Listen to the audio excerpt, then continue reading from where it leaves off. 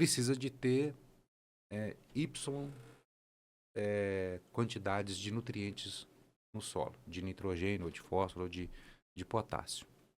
Para produzir 2x, né, na mesma área, dobrar a produção, eu preciso ter uma maior quantidade de nitrogênio, fósforo e potássio no solo. Então tem essas regras, vamos dizer assim. Então depende do que tem no solo, da disponibilidade que está no solo e da necessidade que a planta, que a cultura precisa, né? E a necessidade ela é influenciada pelo quê? Pela produtividade exigida, né? Se o produtor quiser Sim. produzir mais, ele tem que colocar mais adubo. Se ele não necessita de produzir muito, ele coloca menos adubo, né? Aí entra também uma questão financeira. Ah, eu vou produzir tantas toneladas de grão, eu preciso de colocar tantos quilos de adubo. Só que se eu colocar tantos quilos de adubo, eu não vou produzir tantas toneladas assim, a ponto de ser compensável financeiramente, tá? E dessa forma entra também o fertilizante orgânico, né? A conta ou o princípio é o mesmo, tá? Muito bom. É, há, há exemplos, Marlúcio, de projetos ou políticas públicas bem-sucedidas no Brasil ou no exterior que incentivam a compostagem? Vamos lá. O poder público, né, assim, o incentivo para projetos específicos, né, do tratamento de compostagem não tem nada evidente, tá? Existem lá as políticas lá para tratamento dos resíduos, né? Então, é o seguinte, o que acontece? Um projeto de compostagem vai se encaixar dentro desse perfil, né? Há algumas iniciativas, né, pelo poder público de algumas prefeituras, né, que ela percebe a, a o grau de saturação dos aterros e, né, numa determinada região, numa cidade, né, e parte para alternativas onde há uma otimização das áreas de destinação final, ou seja, dos aterros. Então, algumas prefeituras desenvolvem alguns projetos aí de compostagem dos resíduos orgânicos, né, principalmente voltados lá para a poda, de jardinagem, né, de restaurantes comunitários, tá? Mas o principal que ocorre essa parte de destinação e processamento, né, de resíduo orgânico pela iniciativa privada. Por quê? As empresas, elas têm que destinar o resíduo, né? E uma forma delas destinarem o resíduo seriam os aterros sanitários, né? Ocorre que há uma sobrecarga nos aterros para destinar os resíduos do processo industrial.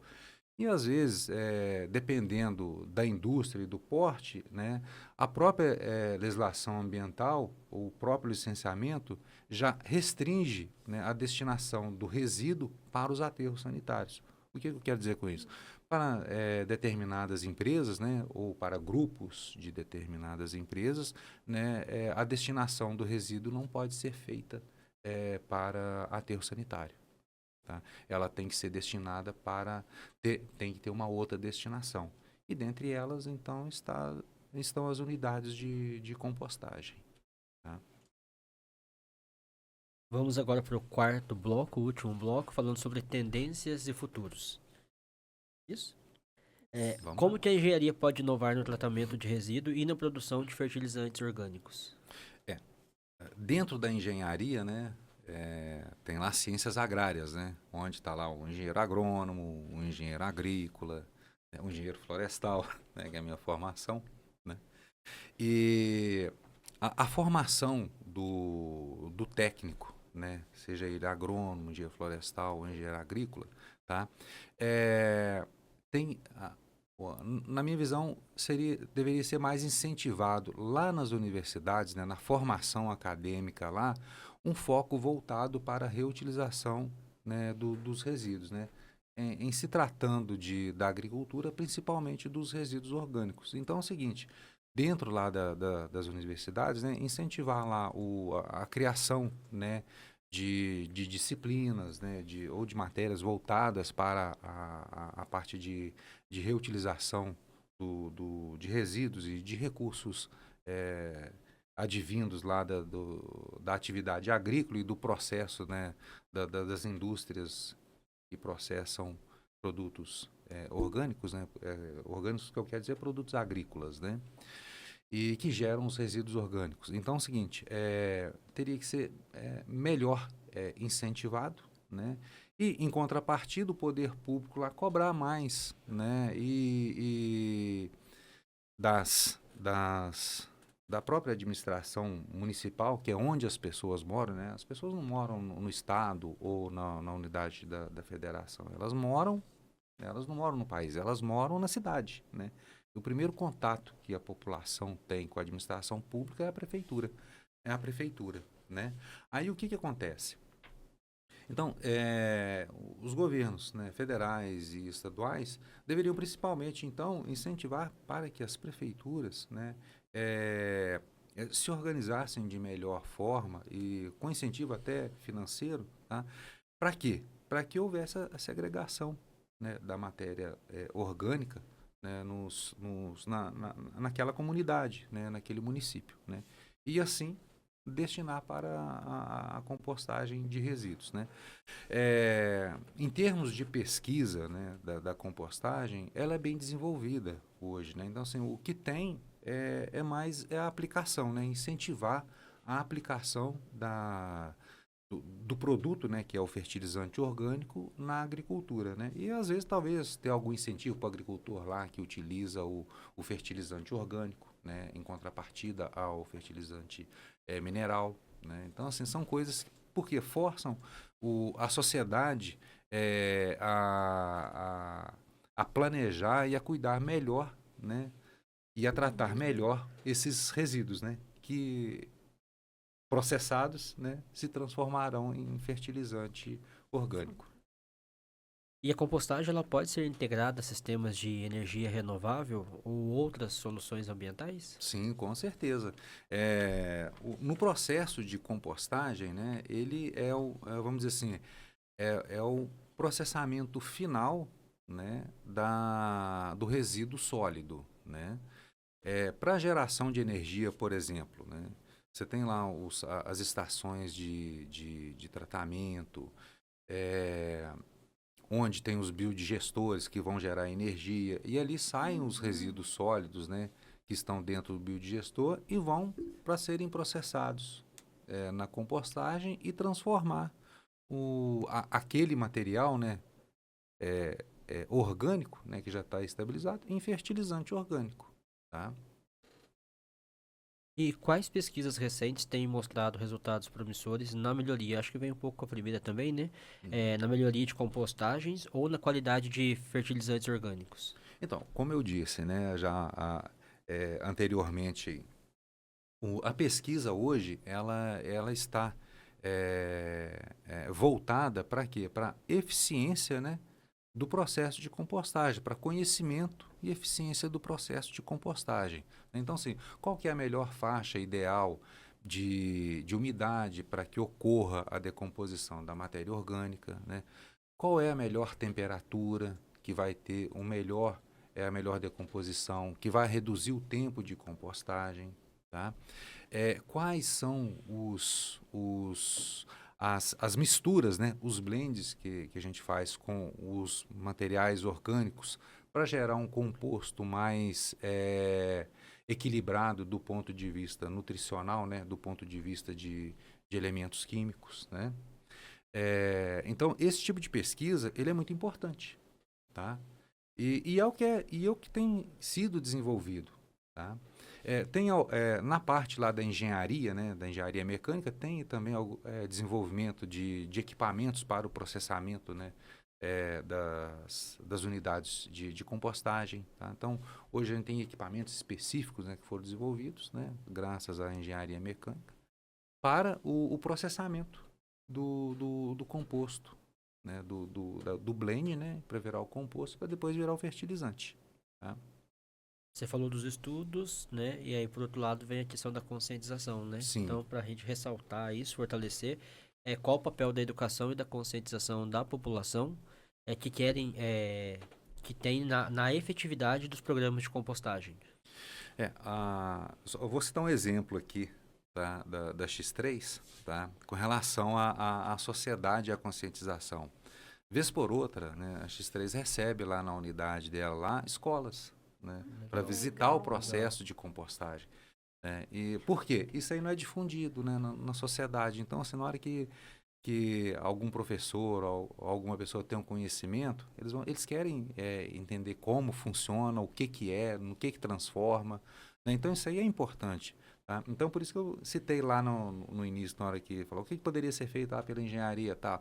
Melhorar lá na escola a, a, a informação, né, sobre o reuso de resíduos, né, e dentre o reuso desses resíduos, né, o processo de compostagem. Tá? Para a sociedade é a mesma coisa. Né? Assim, ou seja, a sociedade, ela, assim, o poder público tem que pegar e falar assim, olha, é o seguinte, esse resíduo que é da poda aqui, ele vai ser transformado em composto orgânico. Né? Então, assim, em campanhas, por exemplo, aí do Dia de Árvore, Dia do Meio Ambiente e algumas outras datas comemorativas aí, ter essa divulgação e, num segundo momento, fazer uso, né, desse recurso, né, transformado, né, que agora é o fertilizante orgânico, né, incorporá-lo na sociedade. Né? Perfeito. Marlúcio, para os jovens engenheiros ou os profissionais que querem atuar na área, Uhum. quais competências e oportunidades você destacaria? Olha, vamos lá. A primeira coisa para todo profissional, né, o conselho que eu dou para eles lá é que se dediquem. Tá? Então, o profissional, para ele ser de excelência, ele tem que se dedicar. Então, ele tem que estudar bastante. Tá? Não pode ter medo, tá? Não pode ter preguiça, principalmente. Tem que estudar muito mesmo. Marlúcio, aqui estamos chegando finalmente aqui desse bate-papo muito bacana de hoje, né? Gostaria de pedir para você, para finalizar, você deixar uma mensagem, né? Para os jovens estudantes, os jovens engenheiros e para todos os profissionais que se sentem interessados pelo assunto. Marina, uma pena estar acabando, né? Tem muita coisa para a gente falar ainda, sabe? A gente pode especificar bastante, sabe? O assunto, ele é muito extenso, né? Então, assim, eu poderia vir aqui falar umas 2 horas só da parte de equilíbrio no processo de compostagem, do equilíbrio ali, da parte ali de micro-organismo, o que precisa, né? Qual é a faixa ideal de temperatura e umidade, só para você ter uma ideia, né? Bom, mas espera aí ser convidado aí para um outro momento, viu? Com certeza. Tá. Vamos lá. O profissional mais adequado a lidar com essas questões que a gente está abordando aqui hoje é o profissional das ciências agrárias. Né? Então, vai ser o engenheiro agrônomo, vai ser o engenheiro florestal, né? o engenheiro agrícola, tá? Um pouco o engenheiro ambiental. Tá? Porque o engenheiro ambiental ele vai estar mais envolvido com a questão ali de recebimento, de destinação ali dos resíduos, como que se comportam os resíduos, né? O agrônomo, o engenheiro florestal e o engenheiro agrícola, ele já vai estar mais voltado para o final, né? Então, assim, já está ocorrendo o processo de compostagem, vai se transformar ali aquele composto em um fertilizante e qual a aplicação dele lá na agricultura, né? Então, assim, um profissional que seja o engenheiro ambiental que vier a ter interesse em lidar com essa área, ele tem que ter um pouco de conhecimento lá na área agronômica, né? Então, assim, que está alheio ao conhecimento da engenharia ambiental, né? Então, ele tem que complementar o estudo dele na área agronômica, tá? E vice-versa. O engenheiro agrônomo que for lidar com a parte de compostagem, né, ele tem que entender um pouco de onde que está vindo esses resíduos. Então, ele tem que entender um pouco lá da parte ambiental. Né? Então, ele tem que se complementar com a parte ambiental. Então, eu tenho lá um engenheiro agrônomo que entende muito bem lá do que acontece com o composto orgânico, com o fertilizante orgânico, com as recomendações de adubação, né, com o que acontece lá no solo, né? E o que que precisa para a planta crescer, né? Mas ele é deficiente, né? Por formação, né? Das questões ambientais. Então ele tem que se complementar, né? Então, assim, em termos de formação, né, as profissões que estão mais adequadas ali é o engenheiro agrônomo, né? E o das ciências agrárias, né? Aí entra a engenharia florestal e a engenharia agrícola e o profissional da engenharia ambiental, né? Vamos lá. A título de aconselhamento, né, para as pessoas, para os estudantes ou os profissionais, né, já formados que querem adentrar, né, nesse nicho de trabalho, né, para o engenheiro ambiental, que ele procure aprender, né, ou procure o conhecimento, né, da aplicação do fertilizante orgânico lá na agricultura, né, que ele sabendo disso, ele vai saber o que tem que fazer com a entrada de resíduos, né. E para o engenheiro agrônomo, né, e para o profissional das ciências agrárias, né, ele já sabe muito bem aonde ele vai utilizar esse resíduo que virou composto, né, que virou fertilizante, né. É interessante que ele tenha também o conhecimento de onde estão vindo os resíduos, né. Para quê?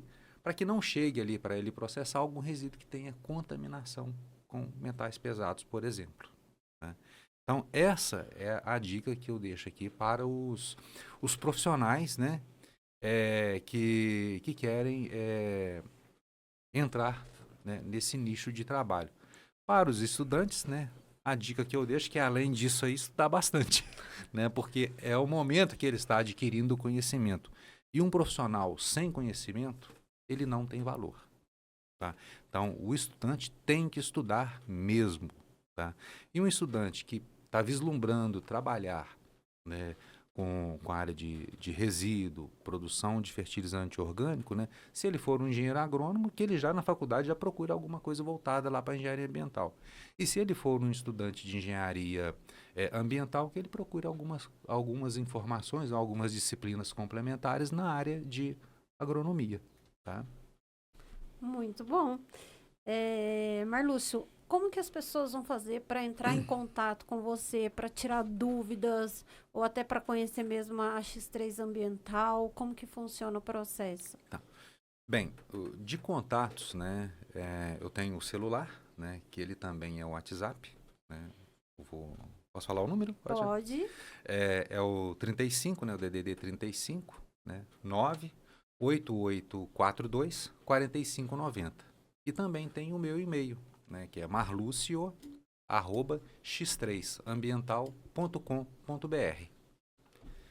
A X3 ela fica localizada lá no bairro Brejal, né? Deixo já o convite, né, para as pessoas que quiserem conhecer, fazer um contato lá com a gente lá, e a gente está de portas abertas lá para receber estudante, profissional, escolas, tá? E a pessoa que tiver interesse em conhecer. Estamos chegando ao final do episódio de hoje. Convidamos a todos para que acompanhem o nosso podcast para mais episódios sobre engenharia e temas relacionados. Portanto, não esqueçam de seguir, curtir e compartilhar também o conteúdo. Agradecemos o Marlúcio, nosso convidado, por compartilhar os conhecimentos, as experiências conosco hoje, que com certeza foi uma conversa enriquecedora. Obrigado, Marina. Obrigada a todos. Agradecemos a todos por nos acompanharem. Até o próximo episódio. Até o próximo.